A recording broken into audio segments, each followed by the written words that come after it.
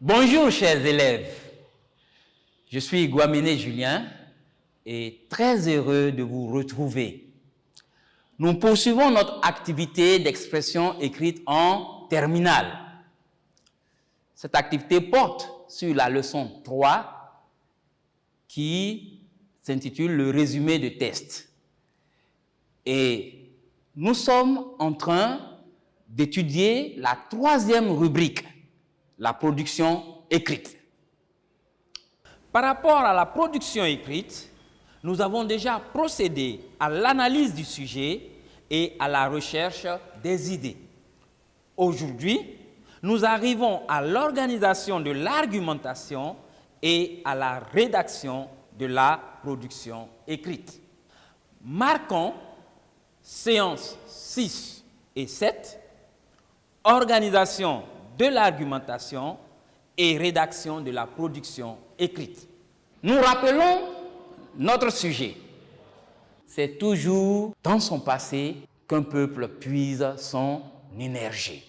Étayer cette affirmation d'Ebonge Sowell dans un développement argumenté et illustré. Procédons d'abord à l'organisation de l'argumentation. Comment allez-vous procéder pour classer les idées recherchées à la séance précédente?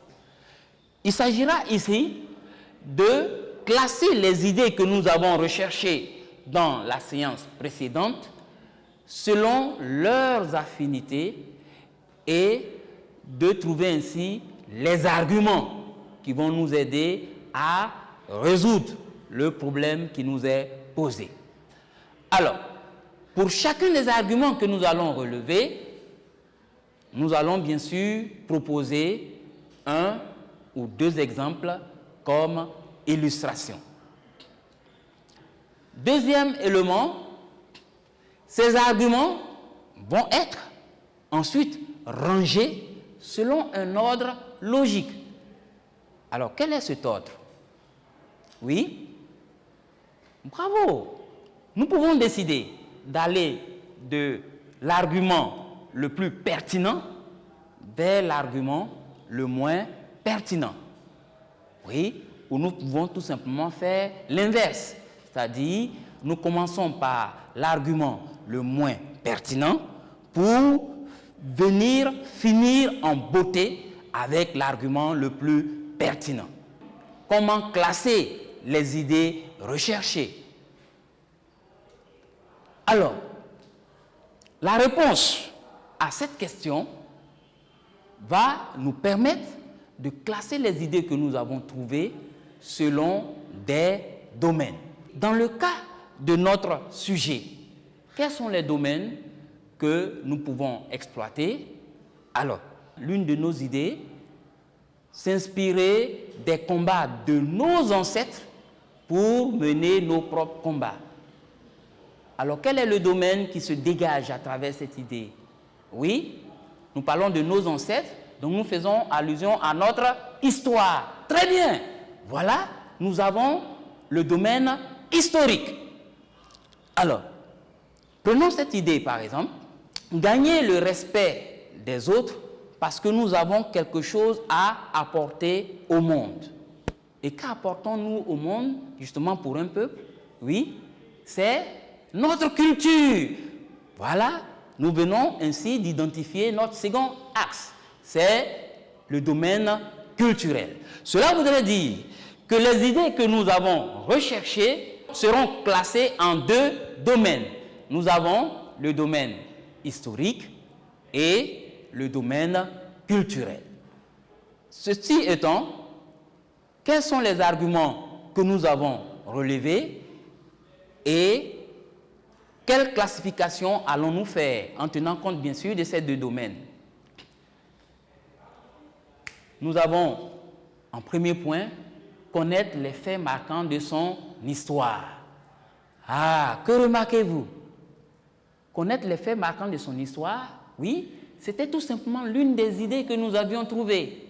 Vous voyez, que nous nous sommes rendus compte dans notre organisation que cette idée était très englobante et qu'elle pouvait permettre de rapprocher d'autres idées. Donc nous l'avons dégagée comme axe. Donc ce premier axe s'intitule « Connaître les faits marquants de son histoire ». Et quelles sont les idées qui rentrent dans cet axe? Oui, la première idée, c'est s'inspirer des combats de nos ancêtres pour mener d'autres combats. Quelle illustration pouvons-nous proposer pour cet argument? Oui, nous avons l'exemple de l'épopée de Soundiata Keïta du Manding.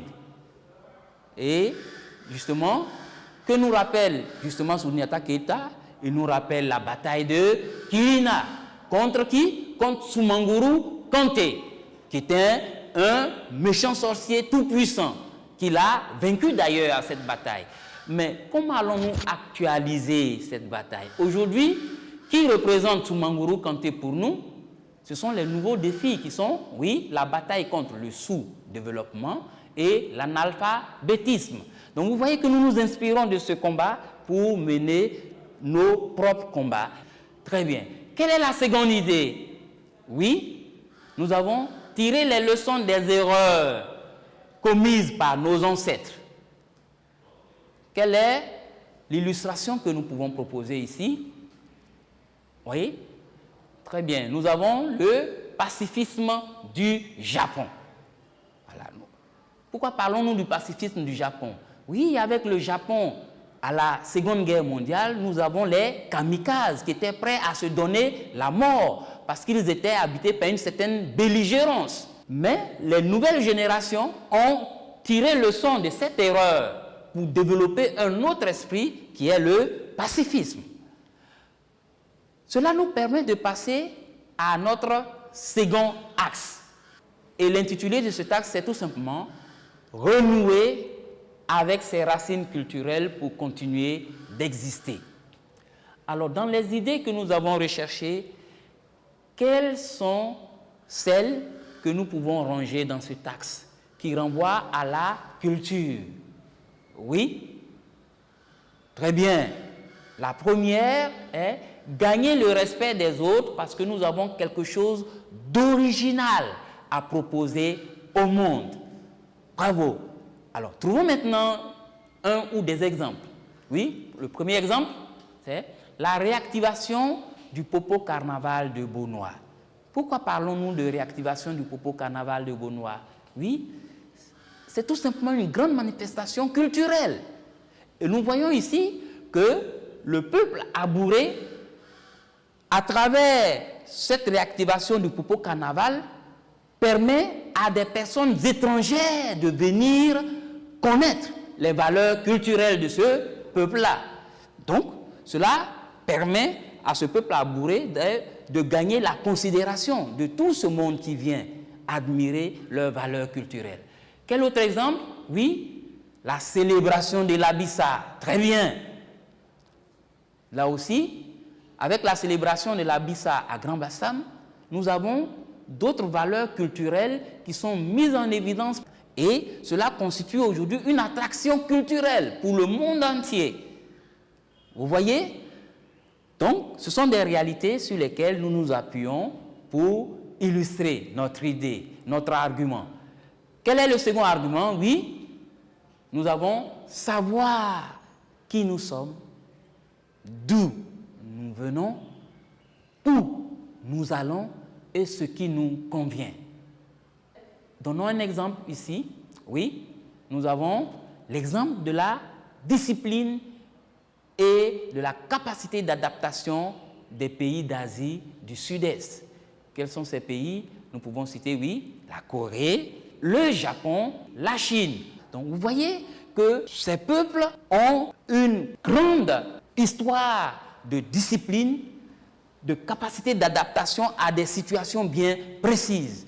Et les nouvelles générations s'appuient sur ces atouts ancestraux pour exister aujourd'hui.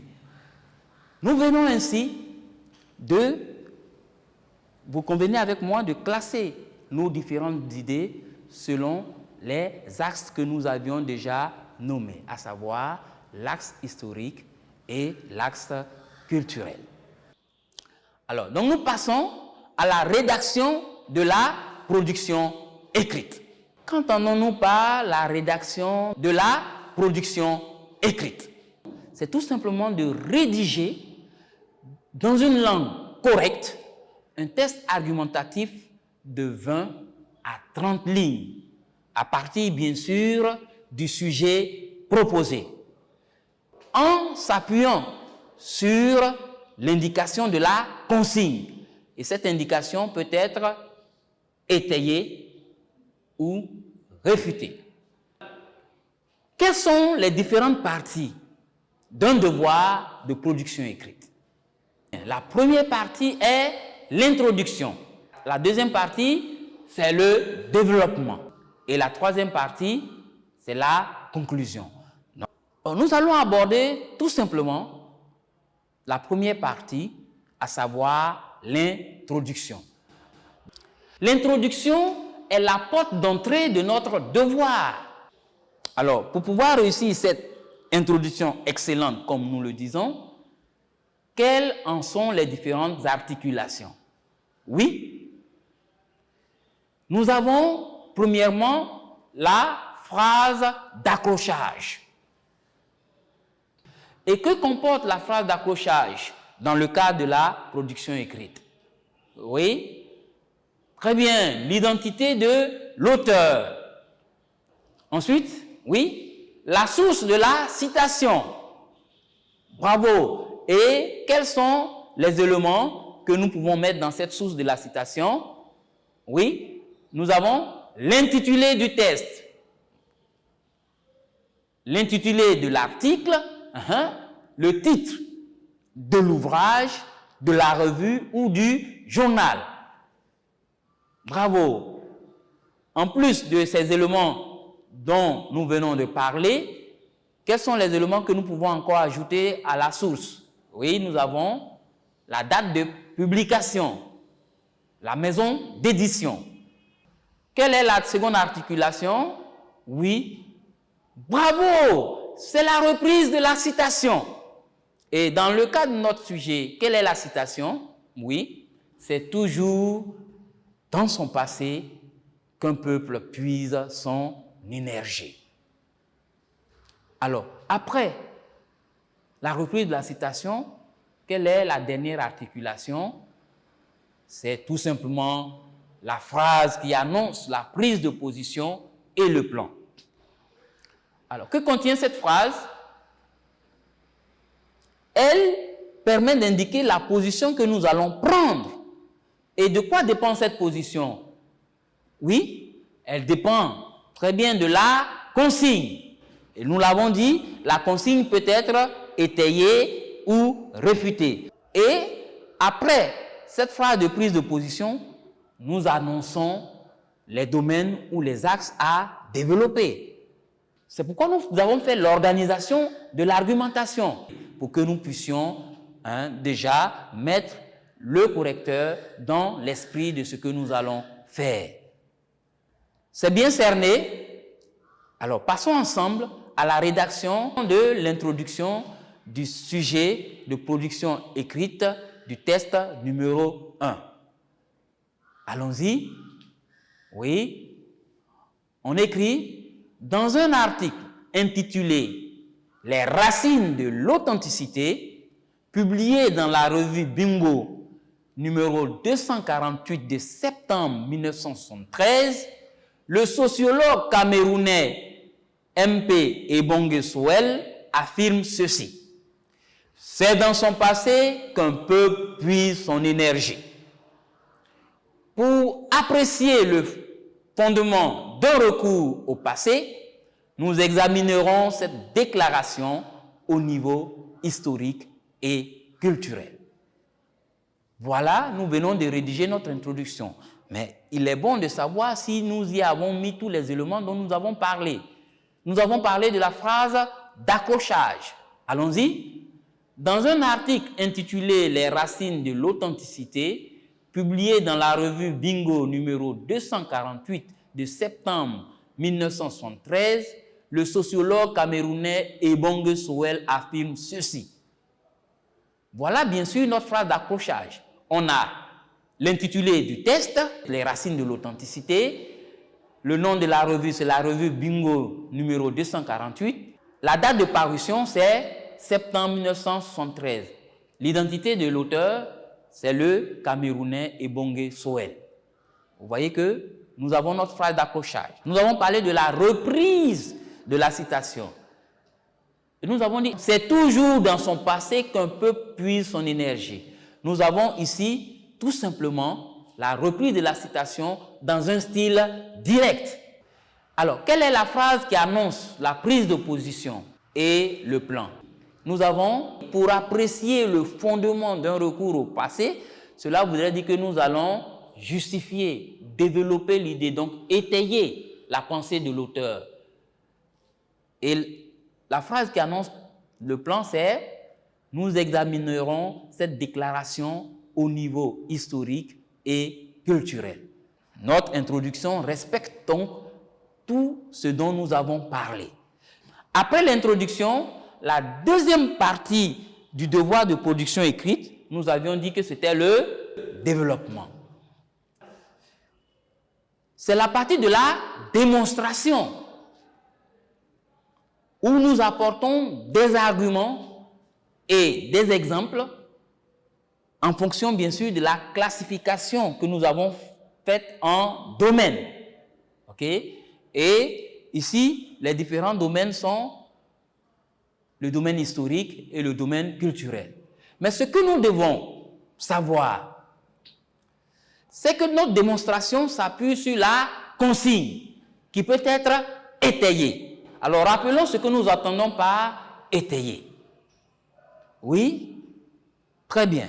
Étayer voudrait dire développer la thèse de l'auteur en commentant la citation et en apportant des arguments et des exemples nouveaux. Des arguments qui nous sont propres, des exemples qui nous sont propres pour étayer l'opinion de l'auteur. Nous allons passer à la rédaction d'une partie du développement du sujet de production écrite du test numéro 1. Mais nous allons mettre ici l'accent sur l'axe historique. Rédigeons ensemble. Le recours au passé permet de connaître les faits marquants de notre histoire. En effet, nous pouvons nous inspirer des combats de nos ancêtres pour orienter et mener nos propres combats. Cela peut s'illustrer avec le combat épique mené par Soundiata Keïta contre l'impitoyable Soumaoro Kanté pour l'avènement de l'empire du Manding. Cet épisode de notre passé est un exemple qui peut nous aider à mener les combats titanesques contre le sous-développement et l'analphabétisme en vue de faire rayonner notre continent. De même, nous est-il possible de tirer les leçons des erreurs commises par nos ancêtres pour éviter d'avoir à les répéter. Ainsi, si le Japon a réussi aujourd'hui à se hisser au rang de la 3e puissance mondiale, c'est parce qu'il a pu transcender la belligérance de la Deuxième Guerre mondiale pour créer un climat pacifique favorable aux affaires. À cet intérêt historique du passé s'ajoute un bénéfice culturel. Nous revenons à notre rédaction. Vous voyez que la première phrase annonce l'axe historique. Le recours au passé permet de connaître les faits marquants de notre histoire. Nous avons ensuite, en effet, qui est une explication. Alors, ayant posé ce axe, les autres arguments viennent comme l'explication de cet axe. Premier argument, nous pouvons nous inspirer des combats de nos ancêtres. Premier argument, avec son exemple, évoquant la bataille de Soundiata contre Soumaoro Kanté. Second argument, nous avons ici tirer des leçons des erreurs commises par nos ancêtres. Et nous avons comme illustration le cas du Japon. À cet intérêt historique du passé s'ajoute un bénéfice culturel. Vous voyez ici que c'est une phrase qui nous sert tout simplement de transition pour aborder l'axe culturel. Nous avons dit que la troisième partie de notre devoir de production écrite est la conclusion. Alors, quelles sont les différentes articulations de la conclusion de la production écrite? Oui, nous avons le bilan de l'argumentation. Bravo. Et que contient ce bilan? Oui, c'est tout simplement la synthèse, en d'autres mots, c'est le résumé des arguments évoqués dans le développement. Et la deuxième articulation, pour ne pas dire la seconde, c'est l'ouverture. Cette ouverture nous permet de voir d'autres orientations possibles de la thématique ou de relever des limites à la thèse de l'auteur. Alors, pour illustrer ce schéma, il est intéressant que nous passions à la rédaction de la conclusion de notre production écrite, bien sûr celle du test numéro 1. On rédige ensemble. Au total, nous retenons que la force d'un peuple réside dans son passé. En nous appuyant sur notre histoire et notre culture pour en révéler les aspects positifs, nous parvenons à gagner le respect des autres parce qu'ils découvrent que nous avons quelque chose d'original à proposer au monde. Le recours au passé est donc d'une grande utilité pour tout peuple qui veut aller de l'avant. Toutefois, tous les éléments du passé ne sont pas utiles, car à force de regarder en arrière, on risque de perdre de vue les défis actuels. Alors, nous allons voir si nous avons respecté tout ce dont nous avons parlé dans le schéma de la conclusion. Au total, nous retenons que la force d'un peuple réside dans son passé. En nous appuyant sur notre histoire et notre culture pour en révéler les aspects positifs, nous parvenons à gagner le respect des autres parce qu'ils découvrent que nous avons quelque chose d'original à proposer au monde. Nous avons le bilan de l'argumentation. Après cela, nous avons l'expression d'une opinion personnelle. Et cette opinion est une passerelle, c'est un tremplin pour arriver à notre ouverture. Et cette ouverture, c'est tout simplement, toutefois, tous les éléments du passé ne sont pas utiles, car à force de regarder en arrière, on risque de perdre de vue les défis actuels. Nous allons passer à l'exercice suivant. Nous rappelons le sujet de la production écrite du test numéro 2. Je lis, la dépigmentation artificielle est devenue un véritable phénomène de société. Étayez cette affirmation de Clément Wensavi dans un développement argumenté et illustré. La consigne ici, c'est rédiger l'introduction du sujet de la production écrite du test numéro 2.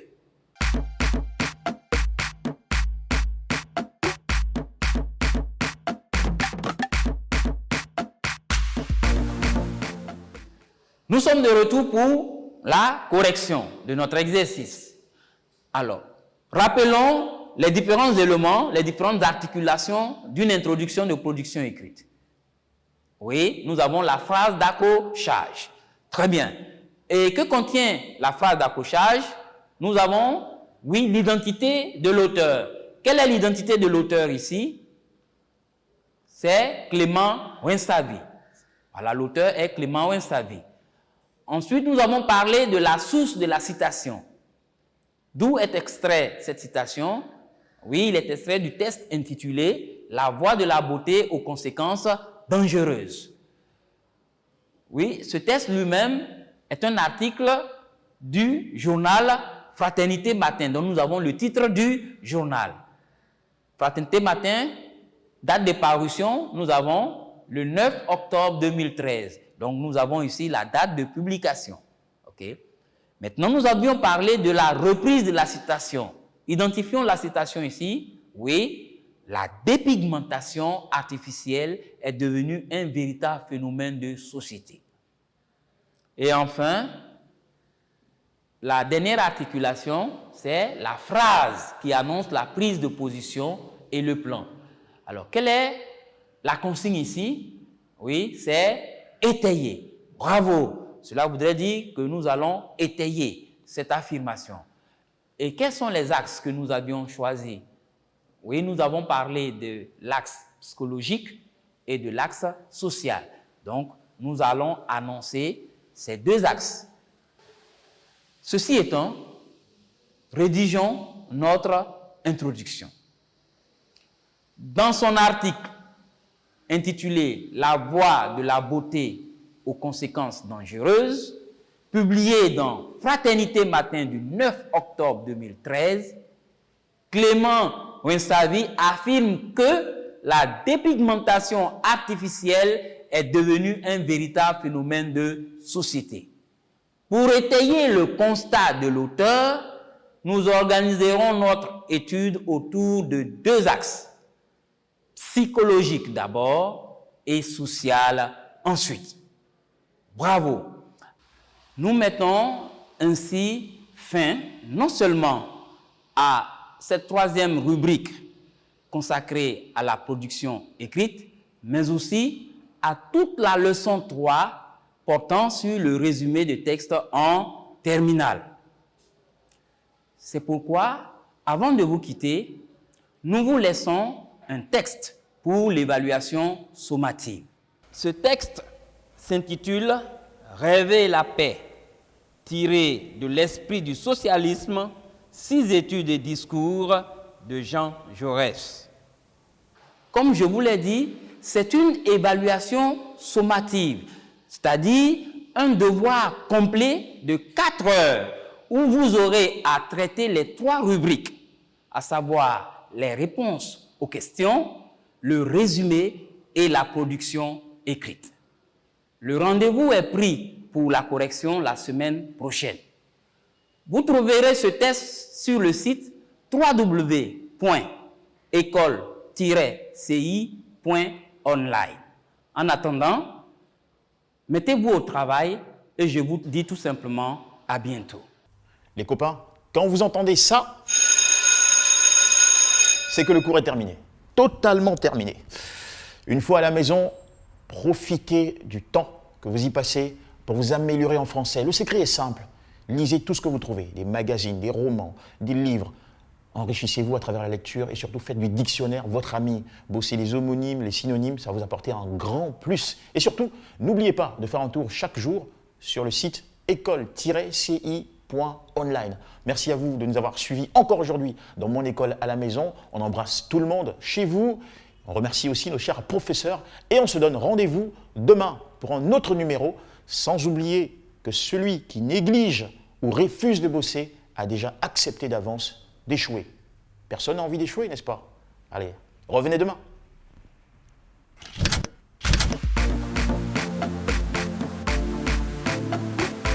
Ce programme vous a été présenté par le ministère de l'Éducation nationale, de l'enseignement technique et de la formation professionnelle et son partenaire, l'UNICEF. Mon école à la maison revient demain. Pour plus de cours et d'exercices, rendez-vous sur le site école-ci.online. Bonne fin de journée.